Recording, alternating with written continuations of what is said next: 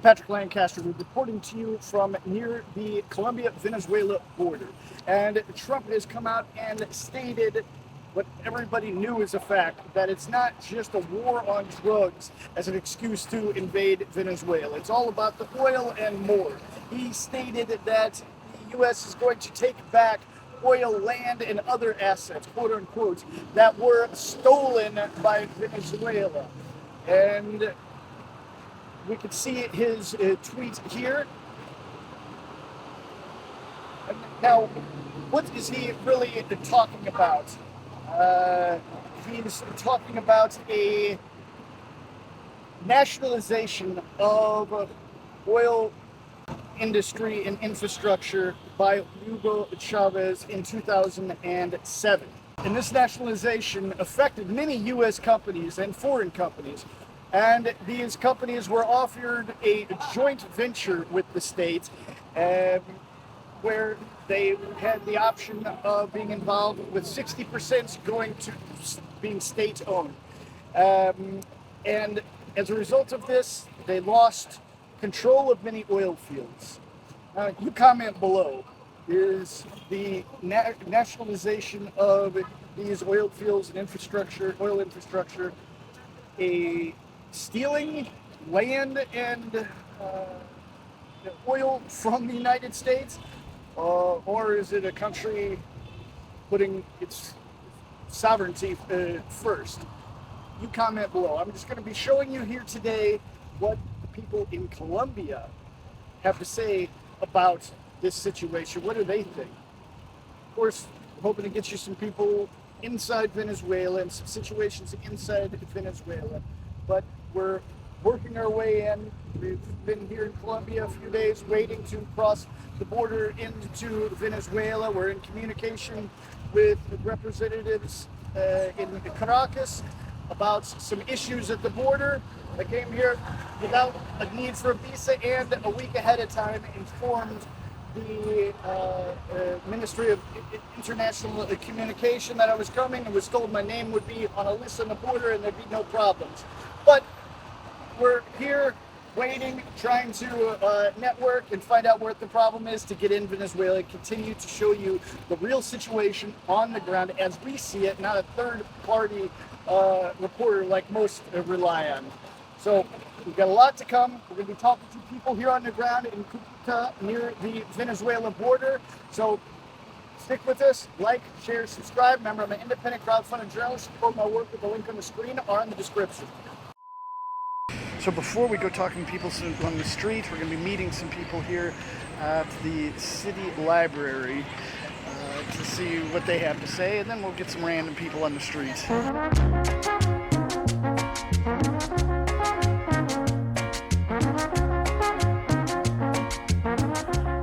Okay, I'm Kenny Sanguino Cuellar. I'm a lawyer. I work as a human rights defender here, and I'm always been professor of university here in Cucuta. Over the last few months, the United States and Trump, as you know, has declared a war on drugs involving Venezuela, where over, I think it's close to 30 drug boats have been totally destroyed by Trump's administration and the United States for this guise of the war on drugs. And Trump had been using this guise as war on drugs to prepare what some call a possible invasion of Venezuela. And many of his critics for months have been saying it's because of oil. It's not because of this phantom war on drugs. It's just an excuse. And finally, in the last days, Trump came out and officially said, yes, they're going after the oil fields and quote-unquote other assets that he claims Venezuela stole from the United States. What do you think about this switch from the war on drugs to admitting it's all about oil? Okay. Maybe the governments know that behind a war, always you have behind a war, always you have a business to protect or to give to your partner. And maybe it's good to know that these are the clear intentions, but maybe that couldn't help to the international appearance that United States have in front of the countries of South America, because it doesn't help, because there is a long history between the North and the South, and this doesn't help to improve the relations between both countries, North and South. But it's better to talk in that kind of terms, in terms of business, because what's happening in Venezuela is something that came from the oil business.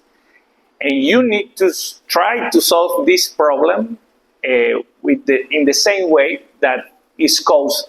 In this way, in Venezuela, Venezuela is a rentist country. His main incomes comes from the oil. And you need to talk about this main business, just try to solve the problem. I don't think that these international countries are trying to save Venezuela or to solve the problems. They are talking about business. They are talking about money. But in the middle of that is the government, the population, but maybe both countries, we are going to suffer the consequence. But I think it's important to talk in that terms. We need to talk that this is a matter of business. This is not a matter of we are only sending drugs to the United States. We are permitting about the fentanyl.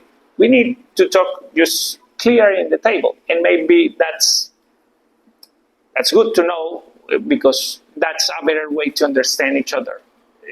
That we are talking about what we are going to do with the oil from Esequibo, what we are going to do with the mining in the Arco Minero del Orinoco, what we are going to do with that, and how we are going to give maybe China, maybe Russia, maybe United States, how we're going to give one part to each of those countries. Yeah, it's interesting to finally come out and say, what the real intentions are, as you say. I myself was involved in the Iraq War as a sailor, and we obviously went into Iraq on false pretenses for the weapons of mass destruction. So obviously the United States has a track record of false intentions going into conflicts. Yeah, maybe that was the idea, just to make the invasion to Iraq in that moment. But I think in this moment, the U.S. population maybe are not willing to take that kind of risk, the risk that's supposed to make that kind of plan to make an invasion. Maybe it's more cautious to take that kind of risk. It could be risky for the government, for the resources that you need to give to a new war in your neighborhood, and with a lot of population from that country in your own country, like the Venezuelan in the United States. I think could be hard. I think that's the reason United States hasn't already taken action in Venezuela, because there are so many consequences, negative way, not only for us here in the region, but the United States as a country. He won the government just trying to say that Biden had a lot of wars in Iraq, Ukraine, all the problems. And here, I think he's smart, and he's not going to start another war just to betraying the base that vote for him. I don't think that could happen. So you don't think he's going to move into Venezuela?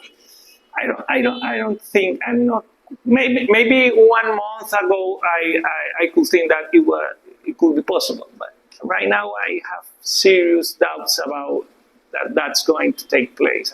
I don't think, maybe that's because the president is a businessman, and maybe in the future say we need to solve this in the best way for each one of us, and maybe the best way is to say you are going to take this, we are going to take this, and everyone maybe you are gonna get out of the country. We are gonna to put someone else there, maybe that, but I don't think. Hopefully, that could be the way in this in the future that happen that way. I hope that. Okay, great. Thank you.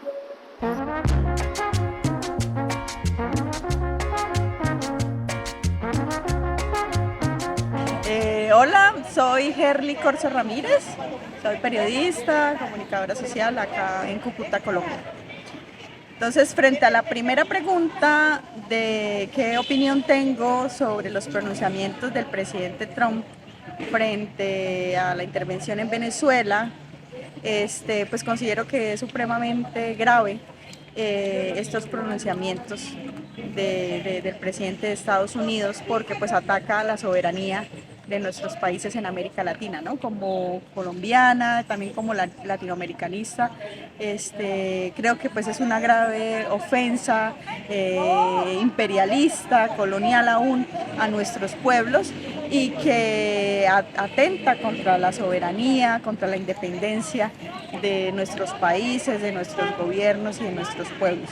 Entonces, pues, efectivamente, como todos los países del mundo, Venezuela pues viene atravesando un proceso bastante complejo en materia económica, con un bloqueo de hace ya más de 10 años que viene afrontando el gobierno y el pueblo venezolano, en que se le han restringido un montón de posibilidades de desarrollo, de avance en su economía, y pues esta agresión se une a esta serie de amenazas y de bloqueos que ha vivido el pueblo venezolano.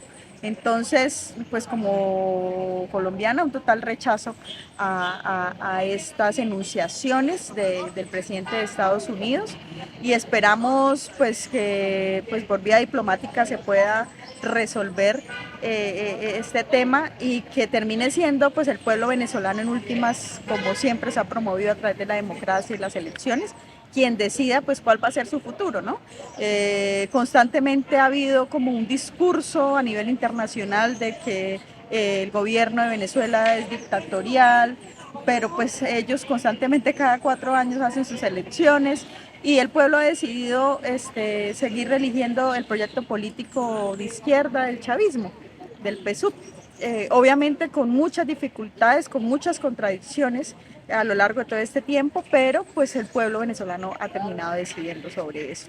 Es indiscutible que la agresión en este golpe suave que ha vivido el gobierno y el pueblo venezolano ha provocado fenómenos tan complejos como el de la migración, de tantos, alrededor de más de 3 millones de personas venezolanas que han salido del país, en su mayoría gente joven, mujeres y hombres en edad productiva, que pues en Colombia pues creo que es el país con más recepción de migrantes venezolanos, pero pues en todo el continente, en Estados Unidos, en Europa. Pero esto solamente es el resultado de unas políticas de una agresión constante, paulatina, al proyecto político que ha logrado desembarcarse dentro de esta lógica imperialista en Estados Unidos y en América Latina.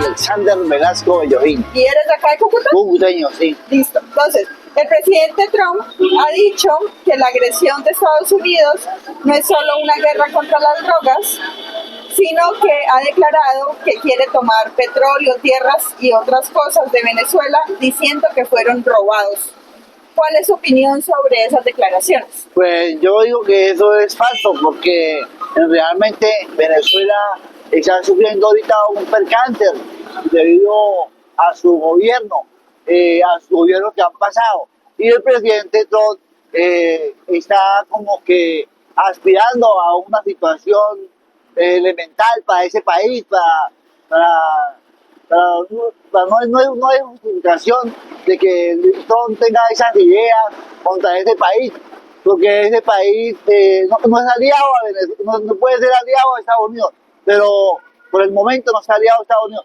pero con el tiempo, los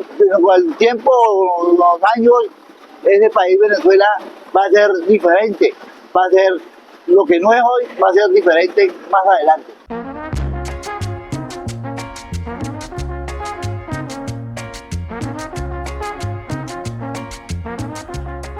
All right, again, at least Trump is being honest about what the real focus is, taking oil. You comment below. Do you think this was oil that should be, the U.S. should have rights to, or do you think it's Venezuela's sovereignty and it's their oil and their oil fields, their oil infrastructure? What do you think the real situation is? What do you think about what the people had to say today? You know, at least Trump is admitting it's not just a war on drugs. Now, but you have to think, those almost 30 ships that were destroyed by U.S. military, were those really drug smugglers? People here say they weren't. Not all of them, anyway. All right, please like, share, subscribe. We've got a lot to come. Hopefully, we're going to be crossing the border soon and bring you everything here. If we don't cross immediately, we've got more here on the ground in Colombia. A lot to show you. All right. Please like, share, subscribe. Remember, I'm an independent crowdfunding journalist. Support this trip and others with the link in the description or in the pinned comments. Do that right now. Click there. Donate. $5, $1,000, whatever you want. It'll all help for sure.